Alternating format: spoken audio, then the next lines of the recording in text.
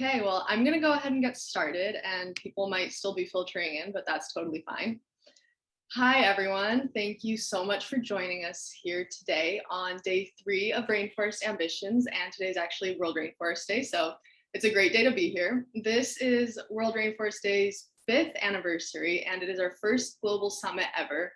It was built with the goal of bringing together and amplifying the experiences, the knowledge, and the perspectives of all the players involved in conservation. And on day 1, our programming revolved around collaboration. So how we can bring together the different identities and disciplines involved in conservation to advance our shared goals. And yesterday we took that a step further, unpacking how collaboration can translate into action on the ground, yielding tangible impacts. And today we're going even further, exploring how that impact can be sustained. So how to build long-lasting movements and innovate in a way that will yield results for years to come. And we're joined today by the folks at XPRIZE who are champions in the field of innovation, and you will hear from them shortly.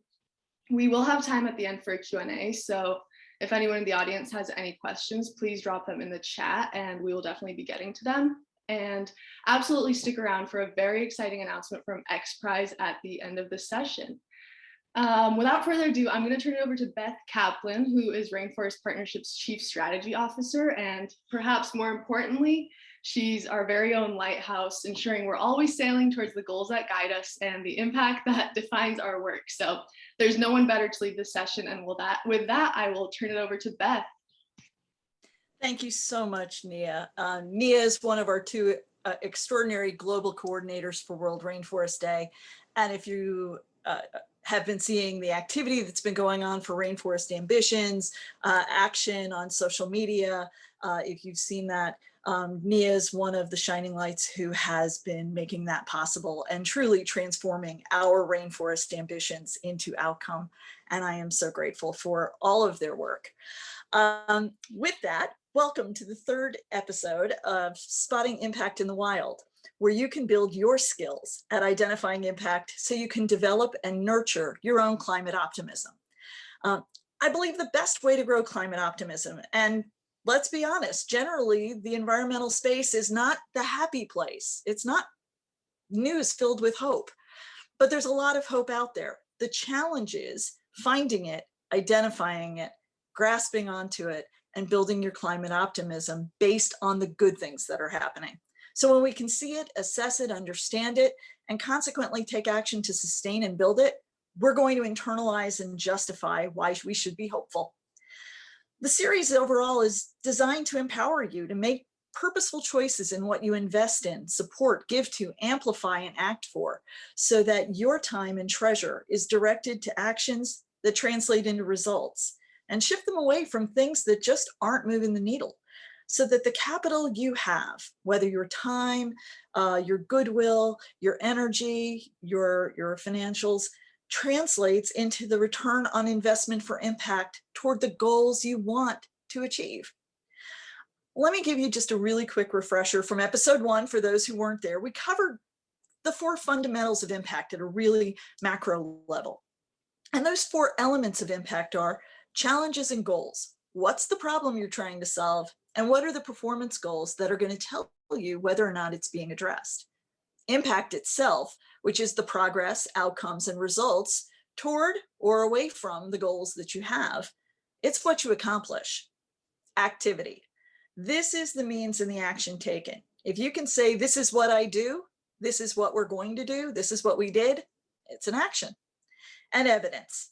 It's the stuff that backs up whether or not impact's actually being made. So in today's session, our focus is on one of those first fundamentals, goals. We're surrounded by them in our lives. They're everywhere. We're shaped by them. We make them, we meet them, we miss them, we ignore them, and we conquer them.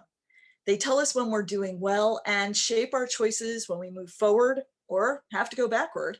And they're essential when we're trying to recognize and achieve impact. So I'm going to ask all of you to get ready to build your goal setting skills, unlock your performance to higher levels, and do a little bit of flexing of those muscles along the way, because we're going to have a conversation today with 2 extraordinary people from XPRIZE, the Rainforest Challenge. And we're going to talk about the philosophy of impact and the importance and application of performance-centered design, basically using goals to drive what you do, and to talk about how that unlocks creativity and innovation in the achievement of ambitious goals, or in this case specifically, rainforest ambitious goals. XPRIZE is a leader in this space. They shine so brightly in the impact space, using goal-driven challenges to address some of the world's biggest problems. Their current $10 million XPRIZE Rainforest Challenge is a great example of how the theory of impact comes into the practice of impact to unlock high performance results.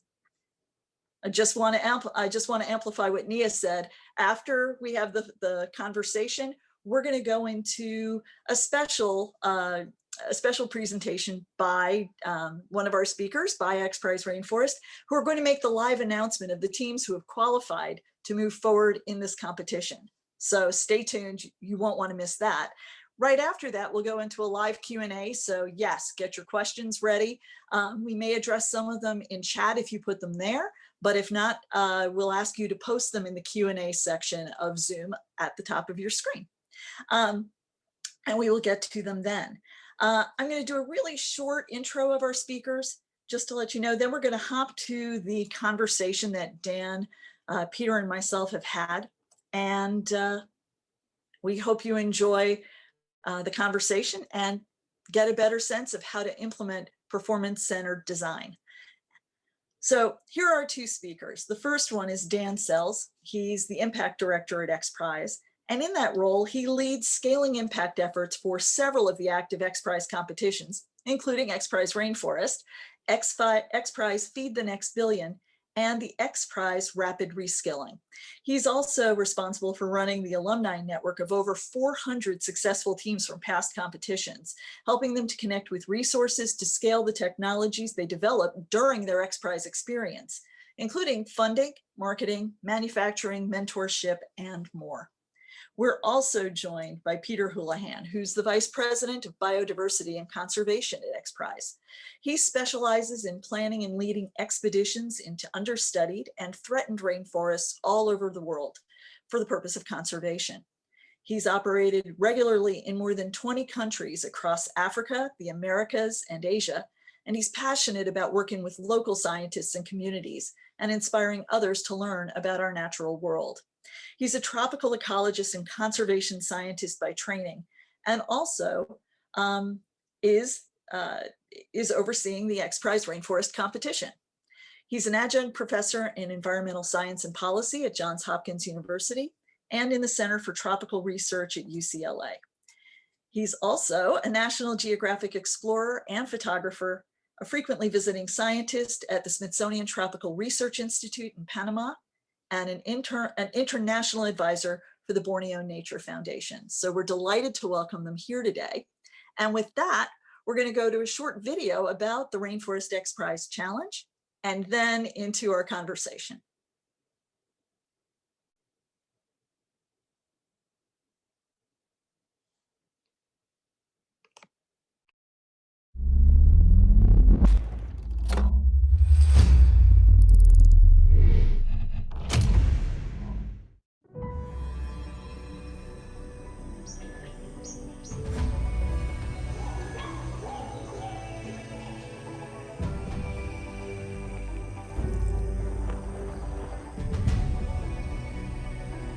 The rainforest, an area home to more species than anywhere else on Earth. I feel like I'm in the heart of everything. There's a thriving that is really powerful.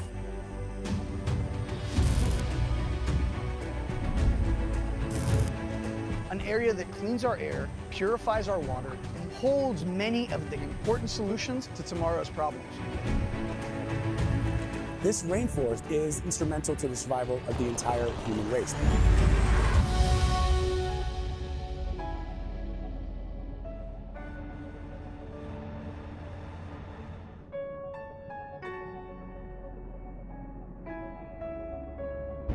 We need to protect what we have.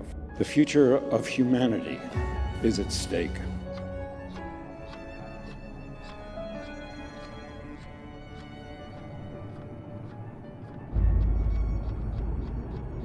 How can we monitor a large area of forests that would provide us with a view of the tropical forest functioning?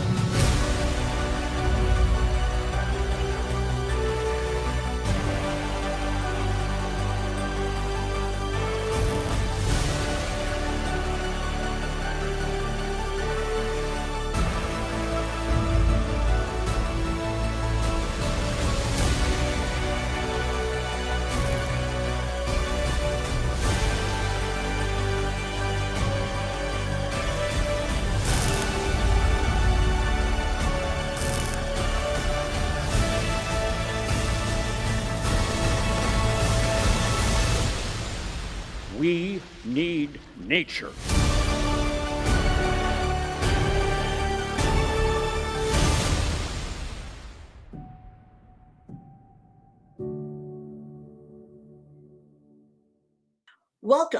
Welcome everyone to this session of Spotting Impact in the Wild. Today, we're going to have a great conversation with two amazing people from Rainforest XPRIZE. I've just introduced them, but now I'll ask them to introduce themselves, to tell us a little bit about what brought them to XPRIZE.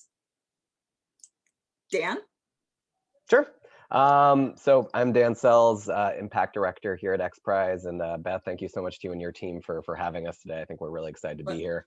My pleasure. Just quickly about XPRIZE. So we're a 501c3 based here in Los Angeles, California. We've been around for over 25 years now.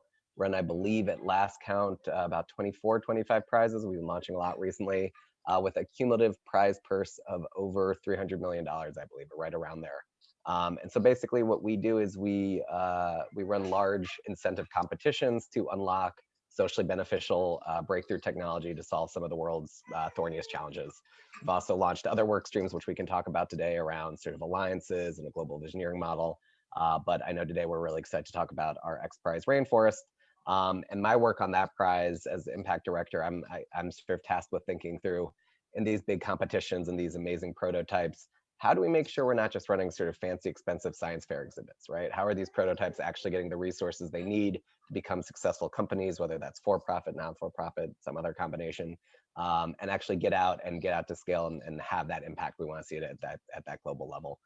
So really excited to be working with Peter and his amazing team on XPRIZE Rainforest about thinking about this, not at the end of the prize, but from day zero, right? From the moment teams register, how we're thinking through this journey of what they will need to become successful and during the competition and beyond. So just really excited work, really grateful for the opportunity, and I can kick it over to Peter to talk about himself and what he does.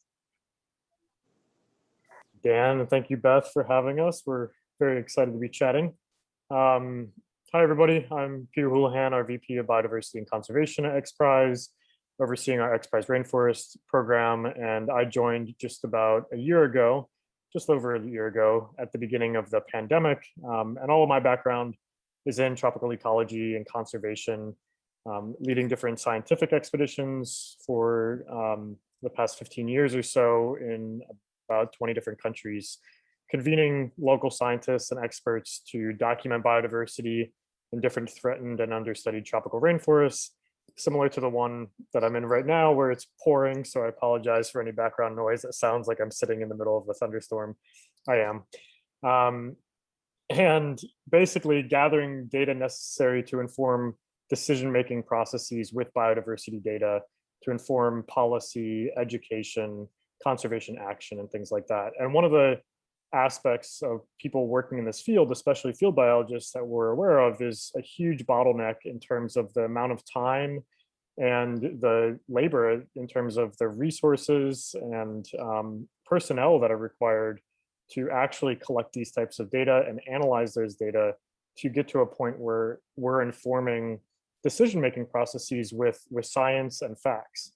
And so after building off of what Dan said about what XPRIZE does, that's why we launched XPRIZE Rainforest, to really incentivize interdisciplinary teams from all over the world to target that bottleneck of data collection and data analysis. Basically, can we expedite the speed at which we do those processes to more immediately inform what we actually need to address, because the issues facing tropical rainforests are more urgent now than ever.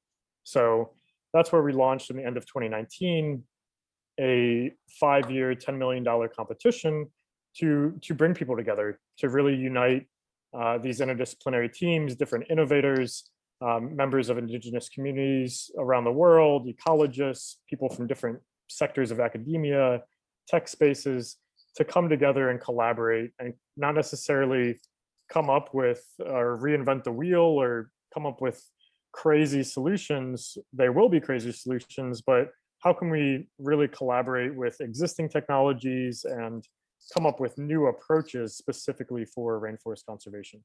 So I'll leave it there for a minute and turn it back to you, Beth. Thank you for that overview. And you're already, getting to the point of our conversation today, which is, what are the performance objectives of XPRIZE Rainforest, so that it's not about build this system and here are the specs. It's here's the objective and here's what it unlocks. So I want to, we'll go back to that in a little bit more detail, but I do want to ask before we go any further. So you mentioned when the challenge was launched. Where are you in the process, in the schedule of this overall XPRIZE challenge? Yeah, we're speaking today on World Rainforest Day, June 22nd. And it's a very exciting time because we'll be announcing our teams that are advancing in the competition. Basically, we had registration, our regular registration was open until March 15th. And we got a lot of great teams enter into that. They were tasked with filling out their qualifying submission, basically outlining their initial approach to the competition, what biodiversity they're going to be surveying, what technology they're going to be developing. And over the past couple of weeks, our judging panel has been evaluating that to select the top teams to move forward. So today's a very exciting day in that respect. And from here on out, we'll be working with those teams to, support them, to provide more details as we develop where the testing will take place. Ultimately, there will be winning teams, but we really want to see as many teams as possible be successful in developing real world approaches to this that will change how we monitor biodiversity and implement it into policy. I think that's one of the things I find so exciting about XPRIZE, which is, yes, there is technically a winner or winners, but it's also about accelerating progress in a sector or an industry. So the success isn't just measured by, okay, this is the first team that achieved this objective or they achieved it best. It's what is the overall, it's also what happens in the broader space. And I think that's one of the things that's really powerful about it.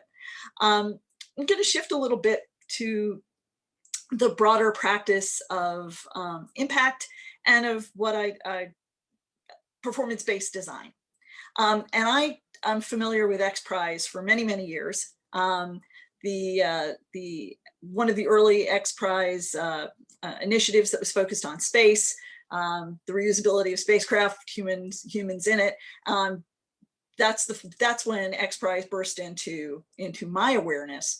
And as steeped as I am in my background coming from NASA, what was amazing to me, and it has become even more resonant over the years, is the courage it took and the discipline it took to say, here are the performance objectives.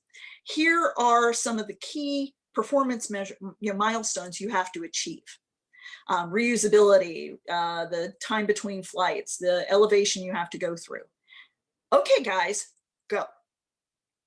And honestly, sitting as I was with a bunch of engineers, related to one, friends with many, every engineer I know wants to, when they set out, this is what I want to do, I want to give you some technical specs to go with it. And so I think and I see that same discipline, that same philosophy in XPRIZE Rainforest. How does that happen? How does a culture of performance-based design take root in an organization like XPRIZE? And how are we seeing that in XPRIZE Rainforest? Dan, do you want to speak to kind of early stages of development here? Yeah, for sure, and happy to do that. So, you know, it also happens, I think I'm pretty well positioned to do that. I mentioned I'm currently the impact director or an impact director at XPRIZE. Before I was a prize design lead.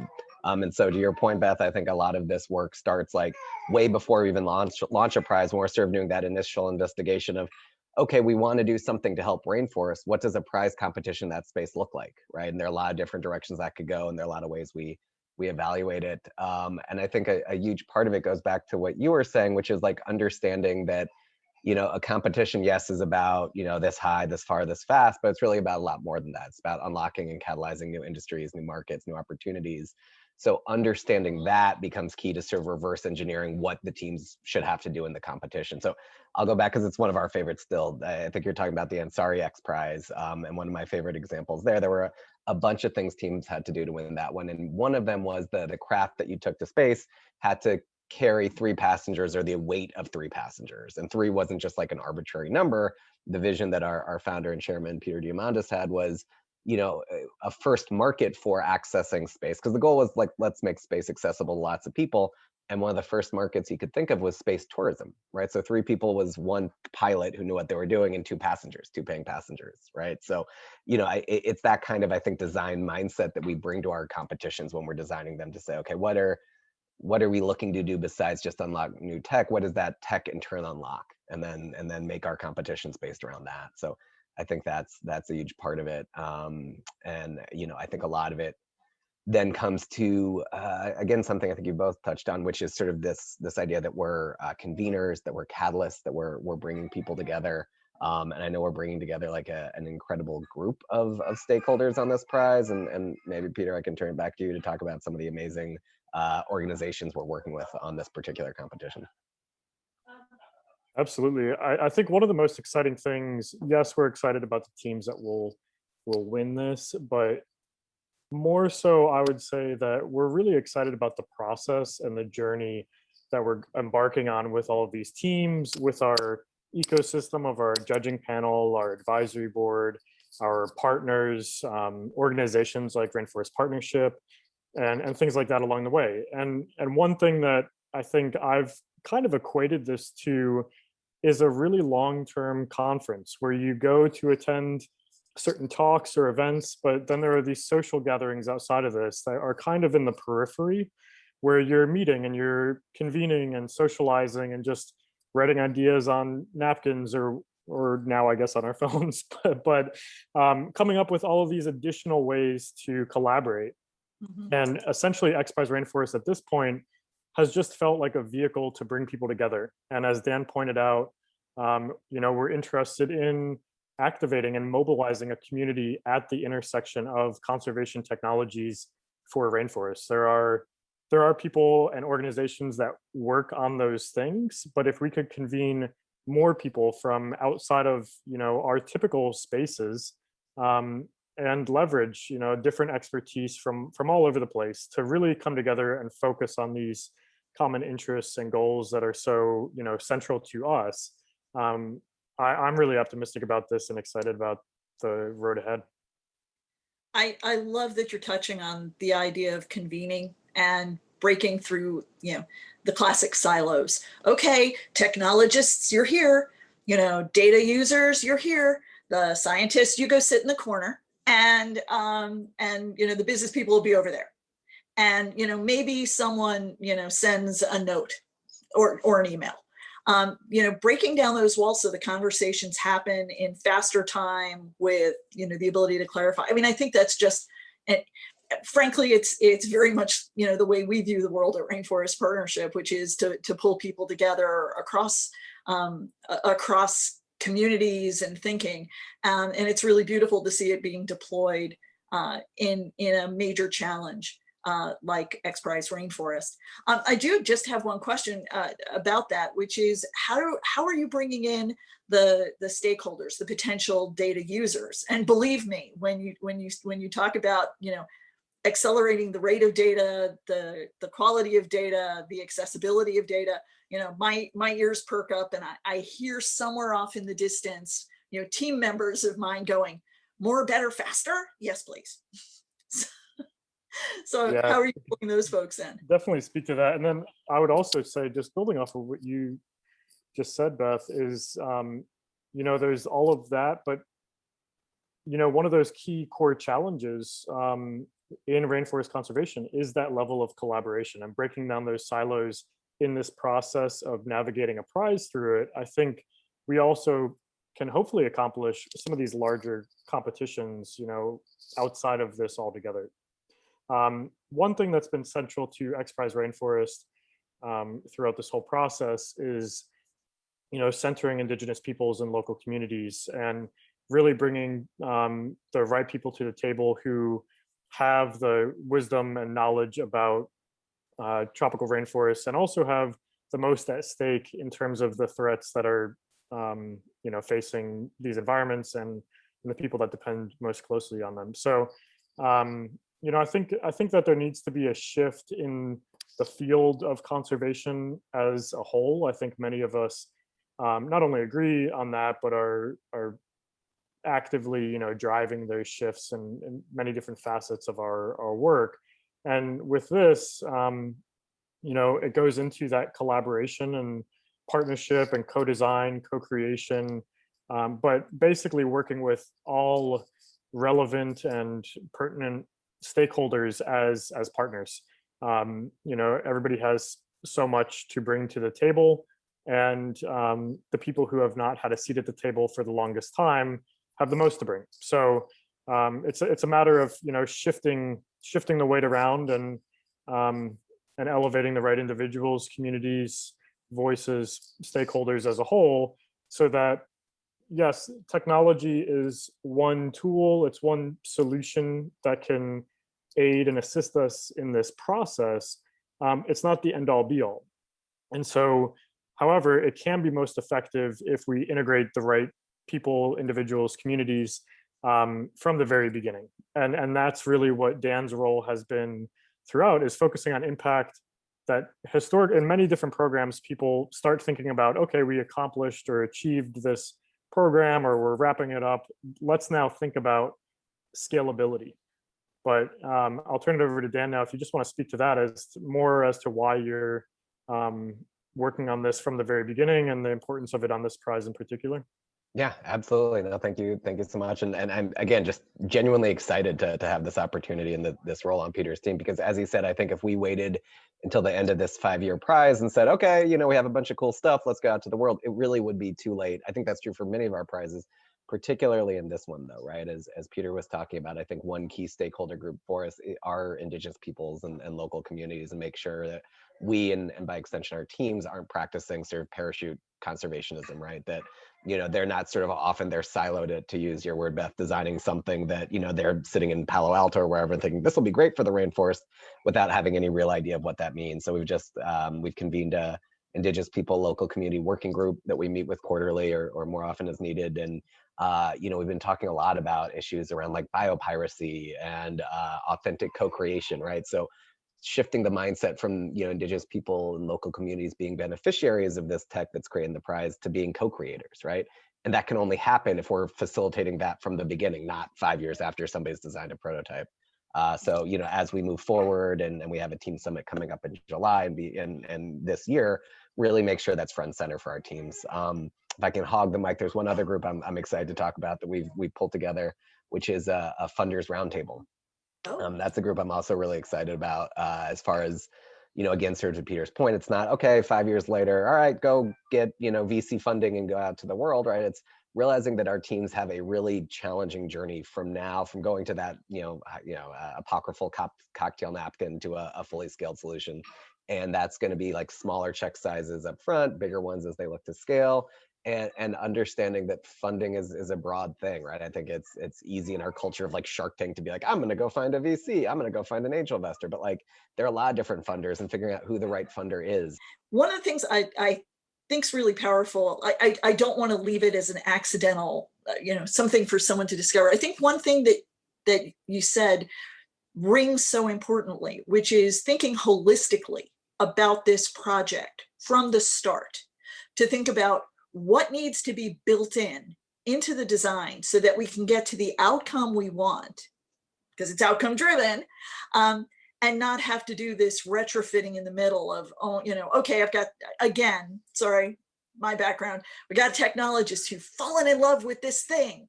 And now you kind of got to go, but the thing isn't the this that's going to get to the endpoint revector. And because you're bringing in the interdisciplinary, just the intersectional model, those voices of here's what's needed from this constituency, here's what's needed for this constituency, here's what everybody has to contribute, and we all have to work together to get to end state success. I think that's a very powerful and frankly not all that common approach to project design. It's something we try and do, but we're, you know, on something of this scale where you are bringing together so many on a performance-based objective. I mean, I think that's just such a powerful point, that it isn't accidental. There has to be a mindfulness about it. And I just have to ask the question, where is that systems mindset coming from in the organization? I can take a stab at answering that, and then Peter, please hop in with thoughts. I mean, I think, you know, I think it's something that is hugely important throughout the organization, right? I think it, you know, starts with our CEO, who I know is very passionate about this kind of work and this kind of approach.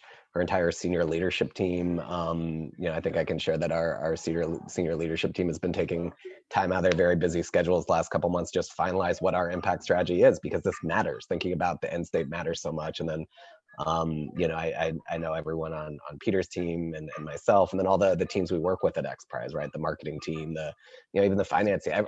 I think we're all pulling for that same goal. So I do think and to your point, it is hard.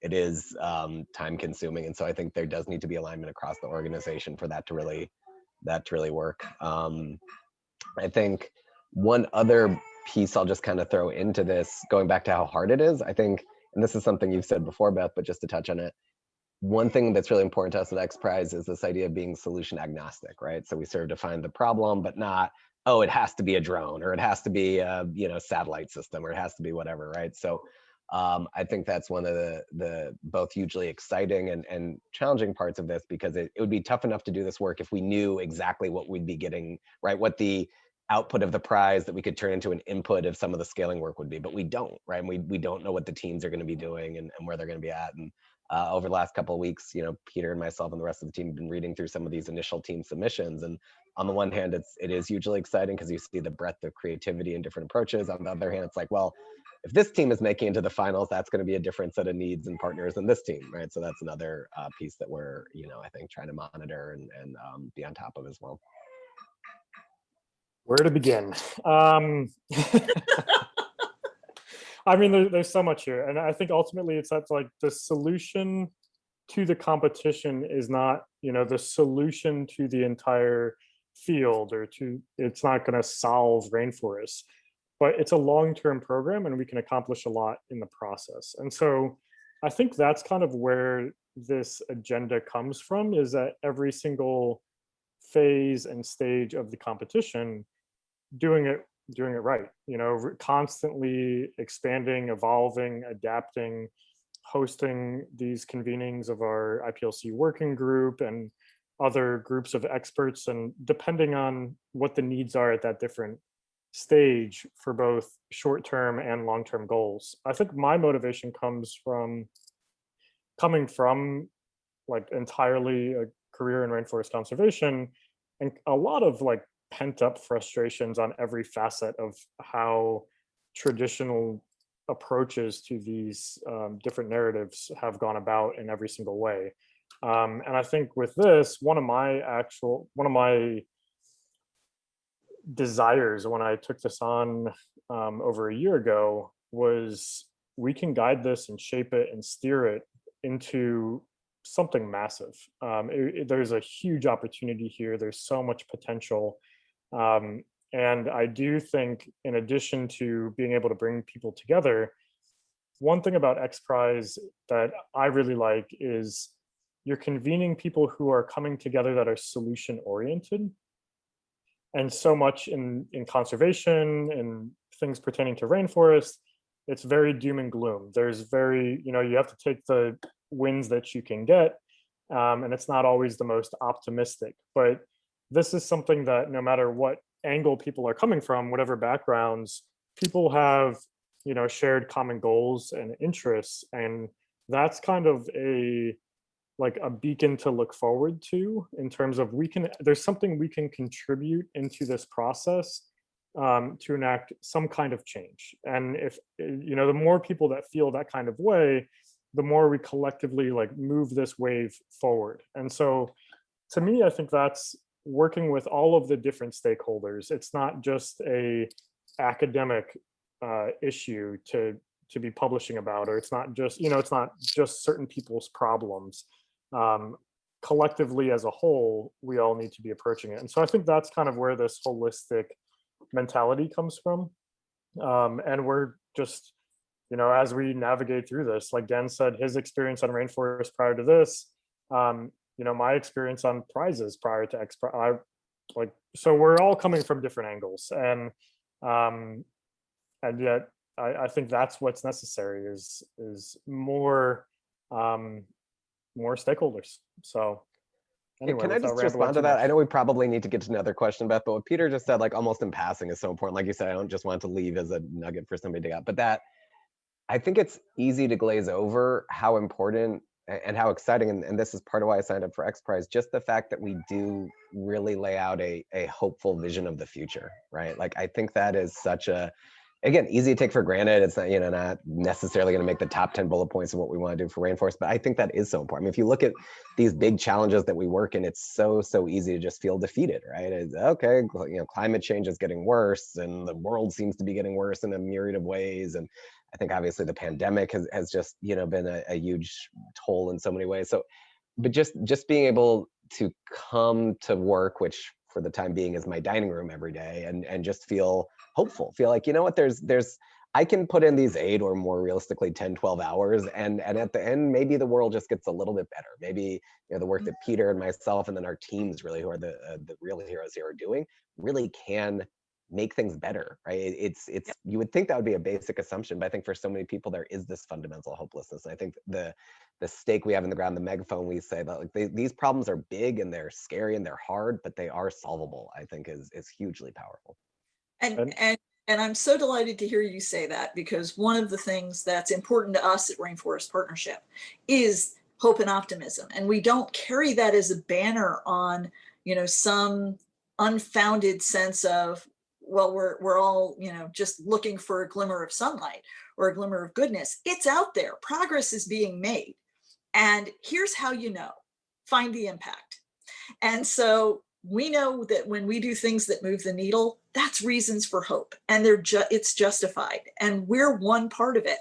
And that, I think, is the other part. You've just eliminated one of the core reasons for this series, which is we want people to be able to spot impact where they can see that progress for themselves and grow their own hope. So maybe it's not in the top 10 at XPRIZE. I'd almost say it should be, because the restoration of hope is something that is so lacking in the environmental space. And anybody who thinks who has this belief that we can't find ways out of this has given up, because ingenuity and effort married with the potential disruption of technology we either have or are still to make, it can be transformative. And so it can be, from solutions that are simple and available today within our grasp, and then these larger scale, further out there solutions that have the potential to do it. So believe me, partly why I think this is so thrilling is that aspect of hope and optimism. And it is part of it. May not be why you're designing it, and it may not be we have a goal of increasing global hope by 5% at the end of the challenge, but that's an important deliverable that the success of an XPRIZE Rainforest Challenge can bring. And so I celebrate that. That's one thing, just to add to that design process, to go even further back from what Dan shared, is as we're even at the early stages of designing, it's what is that preferred future state, and what could we do? How could we insert some incentivized challenge in there to bridge that gap to get to that point, or at least move the needle in a certain way? And so one thing that we talk about in terms of that hope and optimism is our, future positive direction and our preferred future states, and setting competitions forward that are audacious but achievable. So really, pushing the limits, not to the point where they're completely impossible, but almost, like really. And I think that's the point in this one. And every time we design a certain prize, everybody in that field comes back at first with all of their feedback, like, oh, well, it needs to be done this way. And the whole point is to do it in a different way than has ever been done before, to actually push those boundaries further. So with this one, with Rainforest, I don't anticipate, nobody's going to survey all of the biodiversity within this 100 hectares in 24 hours, but putting that, whoever does the most and comes up with the most meaningful insights from that, that's really, so like a lot of people were telling us, we need to spend more time on the ground and we need to survey more area and things like that. And that's the way that things have traditionally been done. And that's the way that I was leading expeditions for a long time. And the idea is really to push the limits of what tech can do to support us. So it's exciting times, and definitely hopeful and optimistic. I really love that you talked about goal setting and the audacity of goal setting, because I think there's often this tension when you're setting project objectives, that, well, if I set an objective and I don't meet it, what's the consequence? And the negative consequences, rather than saying, I'm going to set an audacious goal and celebrate how far we get toward that, whether or not we can get there. And so, is that, I understand the tension with the potential competitors. What's it like inside, trying to have that conversation of, have we gone far enough? Have we set the bar too low? What's a little bit of what those conversations are like? I can take it, and Peter, feel free to hop on. I mean, I think first of all, you raise a very real hard tension, right? Which is, at the end of the day, you want to set.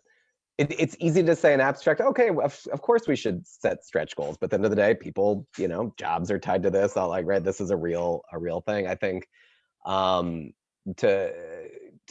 answer that part of it first, I think first of all, you need to have an organization that is okay with the idea of failure, and the right kind of failure, right? It's something I talked to my manager, who's our chief impact officer, Zinia Tata, about, which is, how do we fail in a smart way, right? And so it's not just like, oh, we said something that was completely impossible, we couldn't do it, but like, how do we do some amount of initial research to say we think this is an audacious but achievable goal, as Peter said, and if we're not going to succeed in it, how do we learn from it, right? Like, why didn't we get there, right? I think if you think of goals as sort of a binary, like we hit it, hooray, or we didn't, everything is lost, you're setting yourself up for failure. But if you say, we think this is pretty audacious, and we think that even in the attempt to get there and failing to get there, we'll learn something, I think that's the kind of goal you want to set and be thinking about, and have that kind of space to fail productively, I guess, as we would say. And again, to your point, that's what we ask our competitors, right? Like, it's a fascinating philosophical question we can have offline over a couple beers when that's a thing again. But like,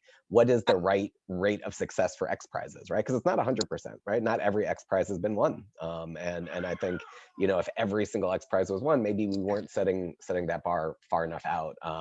But if if no XPRIZEs were won, then we're probably doing something wrong too. So it's having that calibrating, and again, having that ethos. I'll point to the Google Lunar XPRIZE, right, which was not won, but did, I think, set the field forward so much in the attempt, and the attempt to get there by setting that goal of getting a private explorer to the moon and having it drive around there. Like, we had a team, hard land, I think is the euphemism on the word on that particular prize, and and they learned a ton, and now they're right back at it with their second lunar mission, right? From all of the learning. So again, I think if you approach that idea of a goal not as that binary, but we're going to learn a lot and then use that for constant iterative improvement, that's where you get yourself into a sweeter spot.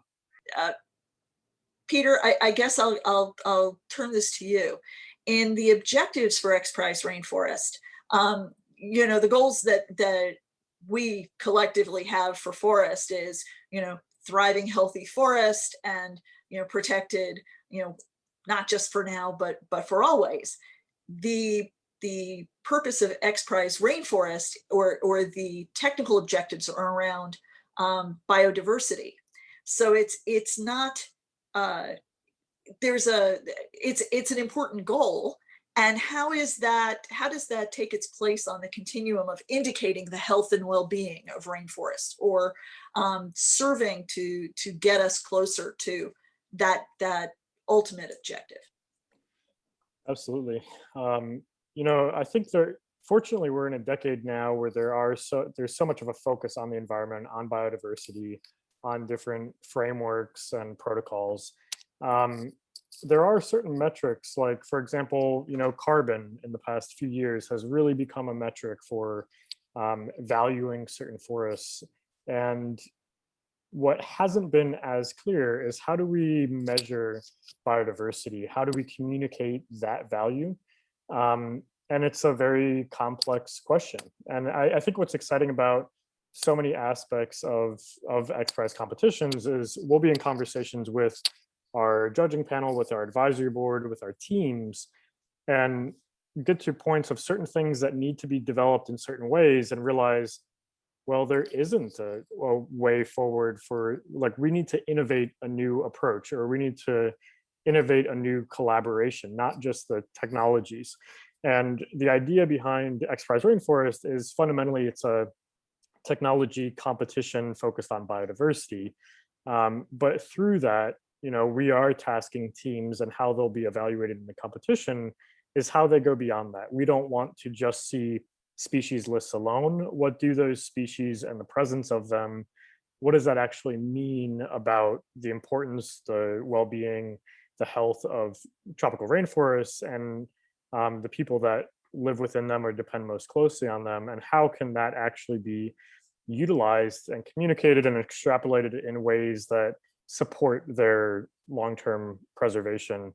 And so that's really, you know, for so long, I think, especially in certain aspects of academia, the idea was, you know, we'll publish our results and here's a scientific paper that people can use.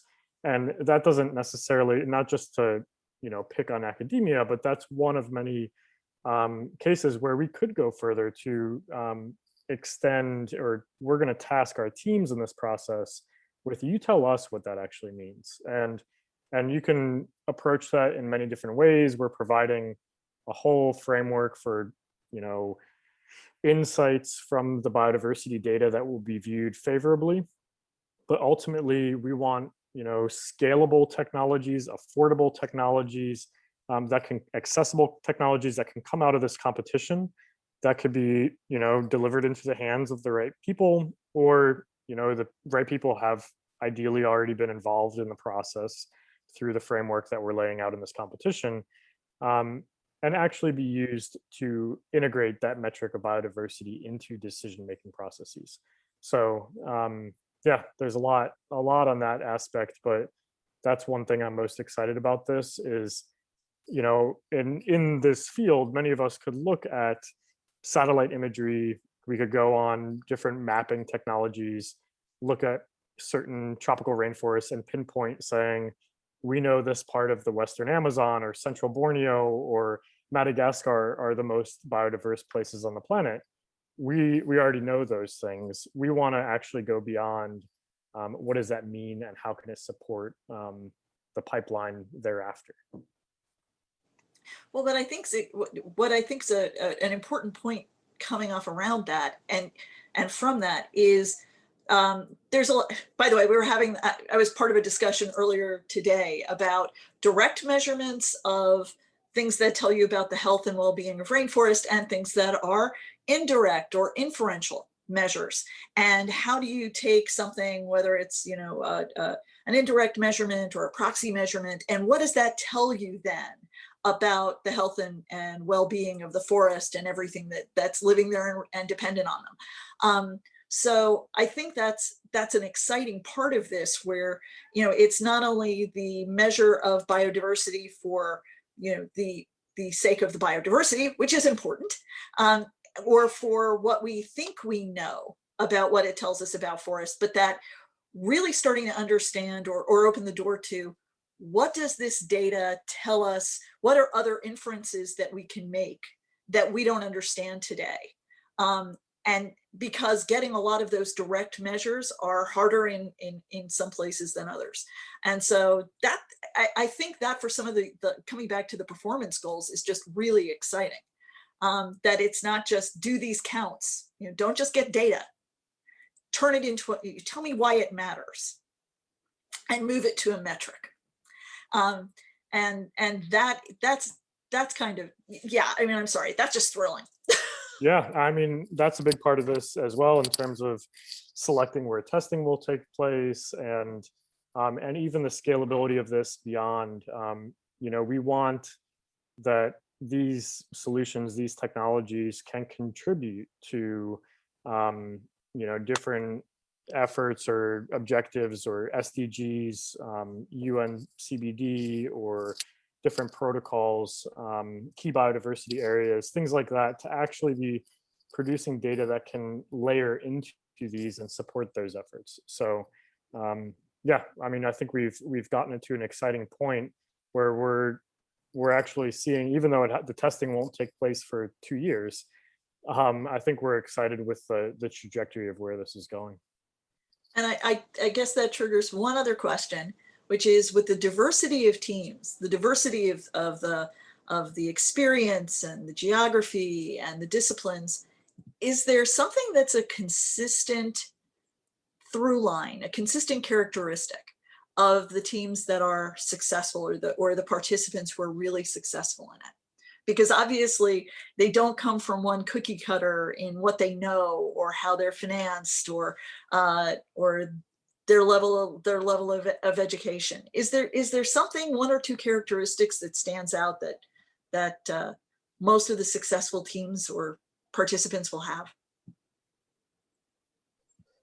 I think if I had to pick something, they really are pretty hugely different. But one of the hats I wear at XPRIZE is running our alumni network, so I'm really privileged to see and interact with a lot of these. I think what I've seen from sort of the teams that are successful, not just winners, but finalists, semifinalists, is sort of what drives them, right? I think we are a prize organization, or, you know, at least we're an organization that prominently features prizes. So it's easy to get caught up in the $10 million purse and the big foam check on stage. But I think our successful teams are competing for a lot more than just the check, right? It's the people that like bring that genuine passion and curiosity, and you know, the ones that are most, even though it is a competition, the ones that are most collaborative tend to, I think, do better, because there's just that mindset there. So because it's hard, right? What we're asking teams to do is super duper hard over the next few years. So I think the folks, if you're in it just to get that check at the end of the day, you're probably going to drop out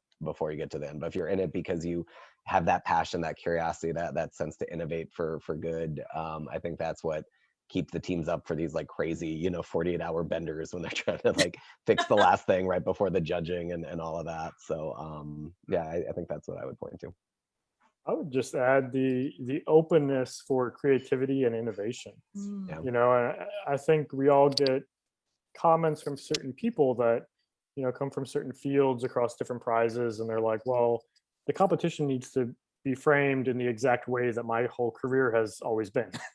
And that kind of mindset of putting it in a box isn't what we're going for. It's let's take people that have that expertise and really push people to think outside of that box. And so, you know, they're the people that are really in it with that creative mindset, with that just kind of drive for innovation, and that to me comes across as like a successful mindset to come into it, of let's challenge ourselves with this. And that's ultimately what it is. It's a massive challenge. So yes, thank you again. And like I said, looking forward to all the good progress to come and hear the good that's coming out of the July summit and all of those good things. So carry on. Thank you so much. Yeah.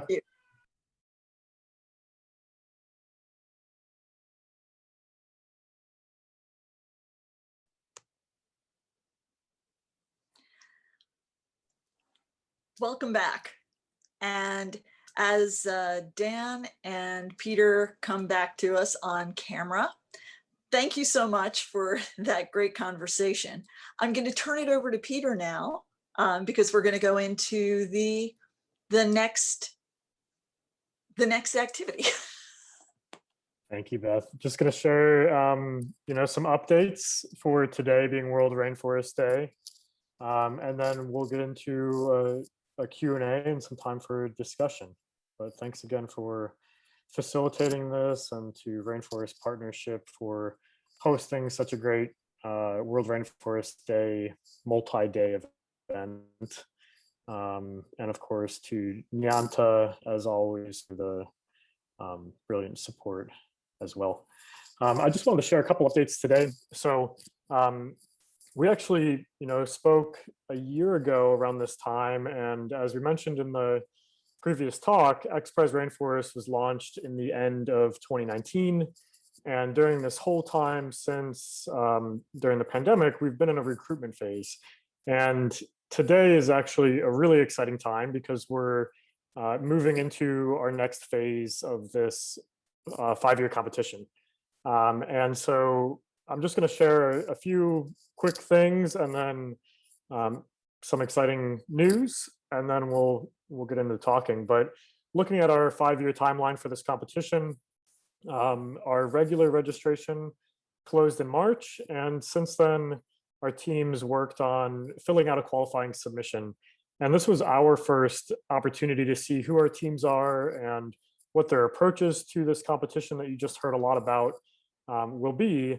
And we've been thrilled to get this opportunity to kind of virtually get to know our teams and meet them in different ways. And our judging panel has also been reviewing these submissions to determine the teams advancing.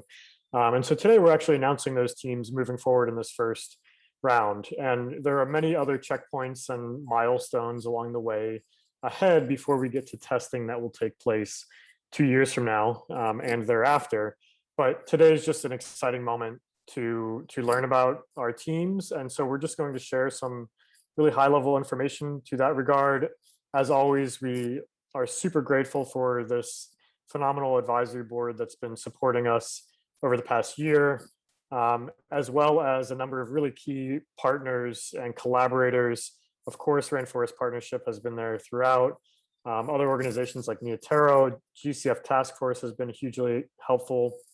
And then other partners as well, like Esri, who have been supporting in a tech aspect of providing their whole suite of tools to our teams. So we have a number of other exciting partnerships in the works that are being finalized as we speak that we're excited to announce at our team summit to these teams that we're going to share with you today in just over a month.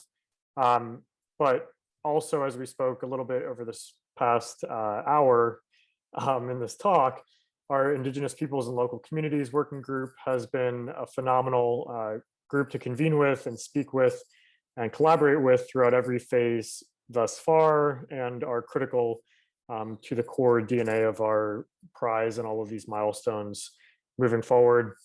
We also have a funders roundtable that Dan mentioned that will become more and more engaged as we work more and more closely with our teams in this competition, finding additional ways to constantly be supporting them to ultimately ensure that we're maximizing the success of the competition and the team's potentials.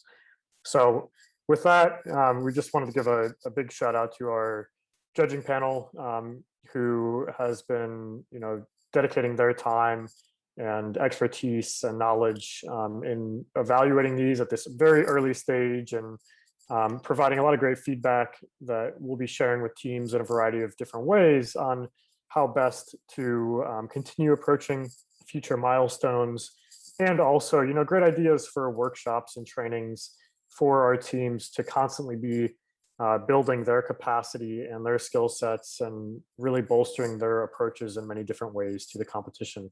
So we're super grateful to the 9 individuals listed here. And with that, one partnership that we're really excited about as well is with Manga Bay, a special reporting opportunity that will be rolling out in the next month or so. But this is a news article from today that today we're pleased to announce our 33 qualifying teams advancing and moving forward through this stage in the competition. Of course, they'll have many more milestones to go through, but this is an exciting one for sure. And on our website, rainforest.xprize.org, you can see these 33 teams from 16 different countries that have just shown great promise at this very early stage. As we said, they only just registered in March, or at March at the latest, for this checkpoint. And what they've shown thus far is in line with the objective of the competition. So we're excited to start working with this cohort and seeing what they come up with. And with that, I just wanted to say thanks again to everybody. And it seems my screen may be frozen. Oh, with more information, you can check out our website, rainforest.xprize.org. You can find out all sorts of information about the competition there that you just heard a lot over this past hour. And if you have questions at any time beyond just the Q&A right now, our prize email is rainforest@xprize.org. So we just wanted to say thank you to our entire ecosystem, all of the staff at XPRIZE who have been working on this, and of course, congratulations to each and every one of the members of these 33 teams from around the world. We're really proud of you and excited to see what you come up with. So with that, again, a big thank you to Rainforest Partnership for hosting this event and allowing us to share this exciting news here today on World Rainforest Day.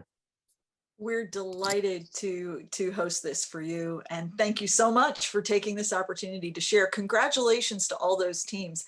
It's going to be exciting to watch the progress of the challenge collectively and of the progress of the individual teams. So there's so much good potential ahead, and we're rooting for all of you. So can't wait to see where that goes. I do want to turn to Q&A. We've got some questions for both of you. The one I want to start with is, and it's for both of you, do you both have backgrounds in technology? And if not, how did you find yourself involved with this? It's from someone who says they're super interested in this sort of work, but they don't have a tech background, and they're curious to hear about some of the alternate pathways into the field. I can go first. I am happy to admit I do not have a tech background at all. Before XPRIZE, I worked in entertainment and politics, and then got an MBA. As far as how I wound up at XPRIZE, it was actually through the MBA program and a group called Net Impact. So shout out to them. They do a lot of really cool work at the intersection of sort of for-profit and social impact and NGO and that type of stuff. And I've been at XPRIZE for about God, almost 4 years now. I am ancient, and so I think in that time, sort of, it's a great question. Whoever asked it, and I remember being daunted by that at first. Right, I was like, oh my God, we do a lot with like AI and ML, which I'm aware of, but I don't know how to do it. And I think just through working with our competitions and our teams, just understanding, I might never be able to build the drone or the widget, but understanding a lot of the challenges and pain points our teams have and being able to help them has been immensely satisfying for me personally. Yeah, my background's entirely in tropical ecology. I was always working on, I started off by working on butterflies, and then did work on monkeys, and ultimately a variety of different species in tropical rainforests that led me into coordinating teams of scientists that are doing all of those different types of biodiversity surveys. And ultimately, over time, using a lot of technology from camera trapping to drones to GIS mapping software, things like that.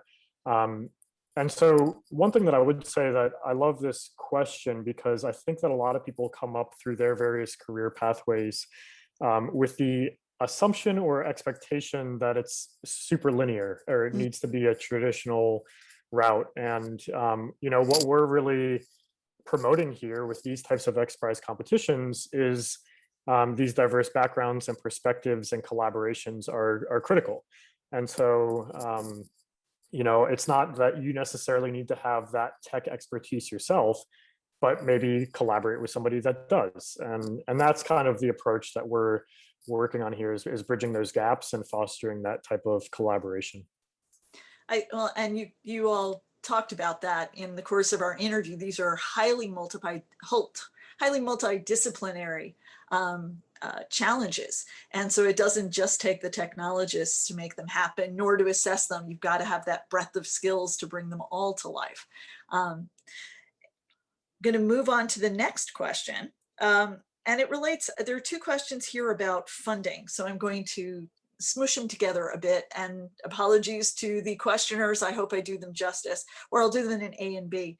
How do you make sure that putting so much capital into developing tech solutions stays up to date with the urgency and immediate need for fast solutions for the forests and for climate? You're doing a longer term solution that's got these a large prize at the end, but the need is now an urgent. It's a great question. Certainly the urgency is exactly why we're doing this. And I totally agree. I mean, we can't really afford the time to be like, oh, we'll spend 5 years developing these really long-term distant solutions. However, that's a critical thing we're working on. One thing that we talked about over the past hour is what we can accomplish by convening this community, this ecosystem, the people engaged here.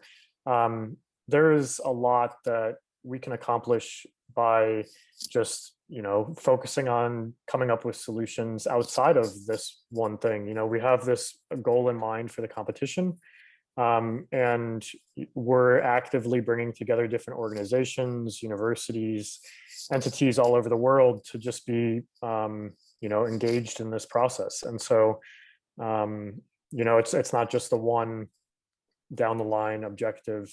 It's also how can we participate in events at COP or IUCN World Conservation Congress or all of these different World Rainforest Day and all of these different things to just be working collaboratively throughout on many different solutions. Great. I think that more or less covers the other capital question as well. I'm going to shift to working with the subject of working with local communities, which we talked about a bit in the interview, and you alluded to as one of the key partners in your announcement. But I want to dive just a little deeper because this question came in. To ensure the durability of the impact and to make sure technologies are accepted by the communities in which you're working, how do you collaborate with people living in the forest to make sure there's that kind of acceptance and inclusion? Yep, it's a very core element of every facet of this prize. And, as of right now, we haven't announced where the testing will take place exactly yet. And so understanding that and understanding the sensitivities and the intimate relationships and trust and respect involved, we've been working with many different partner organizations, Rainforest Partnership included, as well as I think I mentioned previously Neotero and a variety of different organizations, Amazon Frontlines and Digital Democracy, and like organizations in all of these different areas where we're focusing the competition to help facilitate those relationships at a XPRIZE partnership level that our teams will be able to work with. And so that's we've been working on that process over the past year in an XPRIZE capacity since launching this, and we'll continue to build that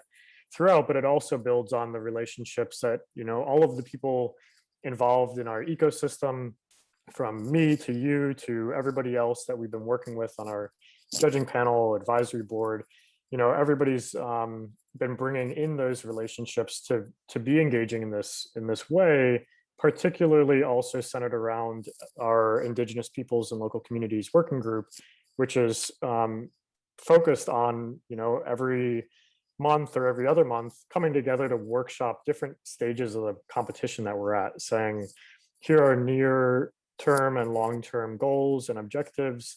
How might we be able to, brainstorm different approaches to this?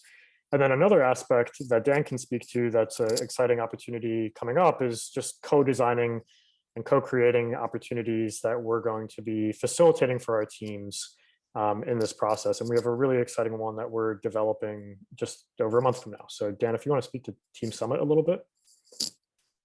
Sure. I don't know if you've seen, Peter, but we have a couple of our teams actually in this meeting. So I guess they're going to get a little bit of a sneak peek of what's to come. Yeah, so very hot exclusive webinar here. But yeah, but no, just picking up on everything that Peter said about the importance we really view in making sure that our teams are really authentically collaborating with Indigenous people, local communities, and shifting that relationship from being being a beneficiary to being a co-creator partner. And going back to what we just said in our talk, why someone like me, an impact person, is stationed in this prize from day zero. So it's not about what do we do with these teams after the prize, but I'm just so excited about today and being able to announce these teams because now it's real, right? Now we actually have these teams moving forward and we can start even before we're still, I think, a couple of years away from actually testing real solutions in the forest, but all the more reason why it's important to be having these conversations and thoughts now. So one of the activities that we're working on for our team summit coming up in July is a whole sort of half-day workshop about it's sort of like a case study that we're collaborating with Nia Taro around on co-creation and an organization they've supported called Cara Solar that has done some incredible work with solar powered canoes. So it's this very sort of futuristic tech thing, but it's just hearing the stories that we've heard about how Nia Taro helped facilitate that and the relationship between the Cara Solar people and the Indigenous community, the Shuar that were using these canoes, and how they sort of iterated together and co-created. And we're going to bring some stakeholders together so our teams can learn from that and see what worked, see what didn't, and hopefully go even further past the team summit to facilitating some of these opportunities directly for our teams. So Hunter and Miguel, hope you're listening and hope you're excited. It should be a really great event in July.